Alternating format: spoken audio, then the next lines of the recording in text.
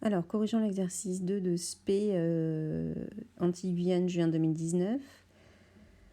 On vous dit que la mairie d'une ville propose une carte jeune annuelle donnant droit à des réductions sur les activités culturelles et de loisirs. Cette mairie espère que dans l'avenir, au moins 70% de la population des 12-18 ans possède la carte. Et si oui, en quelle année cela se produira ?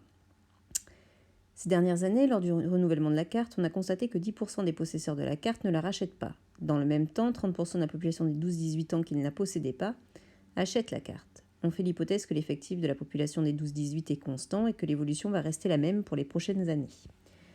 Première partie, représenter cette situation par un graphe probabiliste de sommet A et B, où le sommet A représente l'état posséder une carte jeune et B l'état ne pas posséder une carte jeune.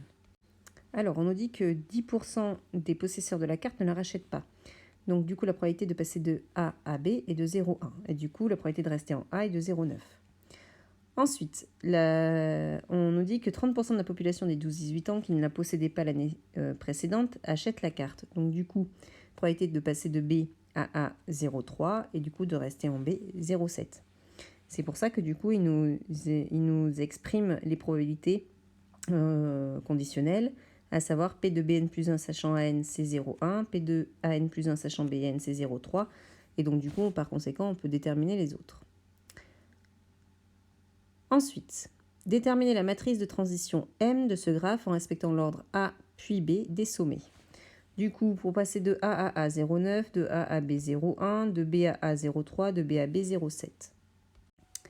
Alors ensuite, on nous dit qu'en 2018, 80% des jeunes de 12-18 ans ne possédaient pas la carte. On note pour tout entier naturel N à N la part de la population des 12-18 ans de la ville possédant la carte l'année 2018 plus N. Et Bn, la part de la population des 12-18 ans ne la possédant pas. C'est pour ça qu'on a du coup A0 égale 0,2 puisque B0 vaut 0,8. Question 3a, vérifier du coup que A2 égale 0,552 et B2 égale 0,448 et interpréter le coefficient 0,552 dans le contexte de l'énoncé. Donc du coup, on sait que pour passer d'un état à un autre, on multiplie par la matrice M. Donc du coup, pour passer de P0 à P2, ici, on va multiplier par M au carré. C'est pour ça que du coup, on va avoir A2B2. D'ailleurs, il n'y a pas de point-virgule là. Égale P0 fois M carré, donc 0,208 fois cette matrice-là, et on retombe sur 0,552 et 0,448. Ils ont fait une erreur là d'expression, hein. Il n'y a pas les points-virgules. Ensuite, petit 4, on note A, B les coefficients de la matrice P correspondant à l'état stable de ce graphe, montrer que les nombres A et B sont solutions de ce système-là. On a déjà vu ça, donc la matrice P égale AB, c'est l'état stable, donc du coup, il va vérifier quoi? Il va vérifier P égale P fois M, et en plus, A plus B égale 1, puisque nous sommes dans le cas de probabilité. Donc du coup, je résous P égale PM, donc ça équivaut à matrice AB égale AB fois ma matrice M de transition. Du coup, je calcule A fois 0,9 plus B fois 0,3, ça c'est mon premier coefficient. A fois 0,1 plus B fois 0,7, c'est mon deuxième. Et par conséquent, j'obtiens A égale 0,9A plus 0,3B. Et j'obtiens B égale 0,1A plus 0,7B. Ces deux équations étant équivalentes, au final, j'en garde qu'une. Je décide de garder la deuxième. Et du coup, j'obtiens, enfin peu importe, hein, la première ou la deuxième, ça ne change pas grand-chose. Du coup, j'obtiens 0,1A plus 0,7B moins B égale 0, ce qui me fait 0,1A moins 0,3B égale 0. Et du coup, je peux multiplier par moins 1 et j'obtiens moins 0,1A plus 0,3B égale 0. Bon, finalement, on a bien le système qu'on voulait résoudre au début. Ensuite, petit b justifie que la mairie peut espérer qu'à l'avenir, au moins 70% de la population des 12-18 ans possède la carte. Ça veut dire que je vais déterminer mon état stable et voir si j'ai bien ces 70%. Donc du coup, je dois déterminer A et B. Ça veut dire que je dois résoudre ce système-là. Donc du coup, je vais résoudre par substitution. J'isole une inconnue. Ici, je décide d'isoler B. Donc B, c'est 1 moins A et je le remplace dans la première ligne. Du coup, j'obtiens moins 0,1A plus 0,3 fois 1 moins A. Je développe et je retrouve A égale 0,75 et B égale 0,25. Ça veut dire, du coup, comme c'est l'état stable, qu'à long terme, la probabilité qu'un 12-18 ait la carte est de 0,75, soit 75%. et que la probabilité qu'il n'en ait pas est de 0,25. Donc du coup, la mairie peut bien espérer qu'à l'avenir, au moins 70% de la population des 12-18 ans possède la carte.